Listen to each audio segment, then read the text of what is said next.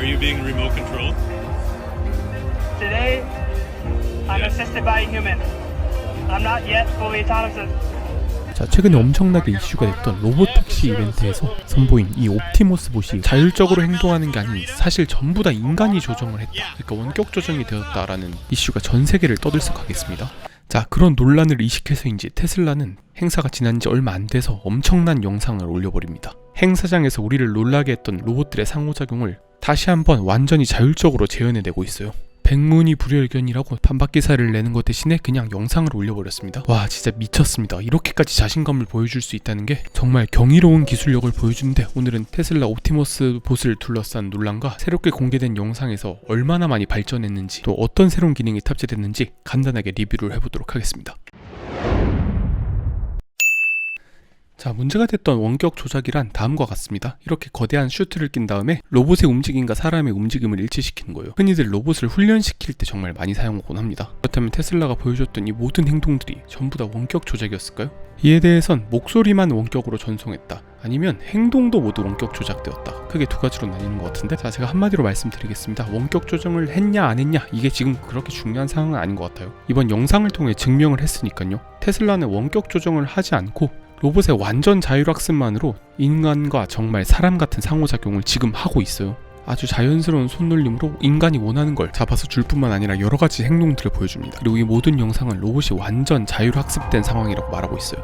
제 생각은 이렇습니다. 아마 행사장에서는 원격 조정을 했을 수도 있어요. 왜냐? 거기 수많은 인플루언서와 기자들이 있었겠죠? 그런데 만약에 여기서 로봇이 사고를 쳐서 안전 문제를 일으켰다? 그날 기사에는 사람 죽이는 로봇 등으로 아주 도배가 되었을 겁니다. 테슬라 입장에서는 기술이 충분히 있었음에도 불구하고 어느 정도 인간의 가이드를 받을 수밖에 없었던 상황일 거예요. 만약 진짜 개입 없이 100% 자율이었다? 그렇다면 우리의 예상보다도 훨씬 더 뛰어난 기술력이었던 거고, 인간의 개입이 있었다고 하더라도 안전 문제상 어쩔 수 없었던 판단이었을 겁니다. 자, 결국 인간이 원격 조정을 했다 안 했다가 중요한 게 아니에요. 지금 이 영상들로 전 세계 사람들이 난리가 났는데 아무도 지금 포인트를 못 잡고 있어요. 자, 여기서 핵심 포인트가 뭐냐면요, 원격 조정의 유무가 아니라 현장에 있던 수많은 사람들과 영상을 보는 수억 명의 사람들 모두가 이게 인간인지 로봇인지 전혀 구분을 못하고 있다는 말이에요. 자, 이 말이 얼마나 무서운 말인지 이해하셨을 거라고 생각합니다. 이미 AI는 인간의 행동을 95% 모방 가능하다고 봅니다. 최근에 GPT에서 보여줬던 고급 보이스보드도 마찬가지고, 이번에 옵티머스 봇도 마찬가지예요. 여러분들이 흔히 보는 이 유튜브 댓글 전부 다 인간이 단 거라고 확신하실 수 있으세요? 다들 튜링 테스트라는 말 들어봤을 거예요. 벽 건너편의 존재가 인간인지 로봇인지 구분하는 테스트인데, 방금 보셨다시피 이게 인간인지 로봇인지 구분하기 점점 힘든 시대가 왔어요. 자, 결국 많은 사람들이 놓치고 있는 건 바로 이거예요. 이미 우리는 우리 앞에 로봇을 보고도 이게 로봇인지 사람이 한 건지 헷갈리는 경지에 왔다는 겁니다. 자, 그럼 본격적으로 이번 테슬라 옵티머스 봇 영상에서 얼마나 다른 기술들이 들어갔는지 한번 리뷰를 해보겠습니다. 이번에 새로운 기술이 공개되고 업데이트가 여러 개 됐어요. 특히 컴퓨터 비전과 멀티 모달리티를 조금 더 강화한 것으로 보입니다. 이게 봇이 안 가본데도 자율적으로 갈 수 있다라고 주장을 하고 있어요. 오른쪽 하단에 마치 게임 미니맵처럼 떠 있잖아요. 이제 인간은 초록색으로 장애물로 표시되어 있고, 나머지 지형들도 2D로 분석을 해줍니다. 이게 로봇 청소기랑 상당히 비슷하다고 보실 수가 있어요.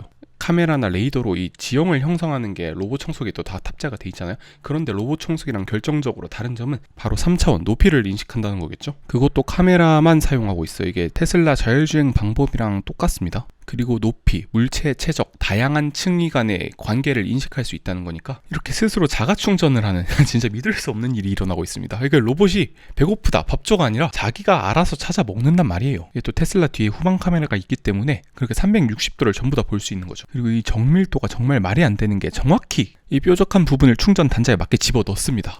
와, 근데 이거 다시 봐도 진짜 놀랍습니다. 그리고 이제 3차원을 인식할 수 있다 보니까 계단이나 장애물도 극복이 가능한 것으로 보이죠. 특히 오른쪽 하단에 보시면 계단의 이미지를 실시간 리얼타임으로 렌더링하고 있는 걸 보실 수가 있습니다. 이게 또 자율주행할 때 정말 필수적인 기술이거든요. 이 볼륨메트릭 어큐펜시라고 움직이는 물체들에 대한 최적 있죠? 물체가 공간에서 어느 정도를 점유하는지랑 뭐 가속도가 얼마나 붙는지, 다음 진행 방향과 궤도는 어떻게 될지, 이런 것들을 AI가 예측을 한단 말이에요.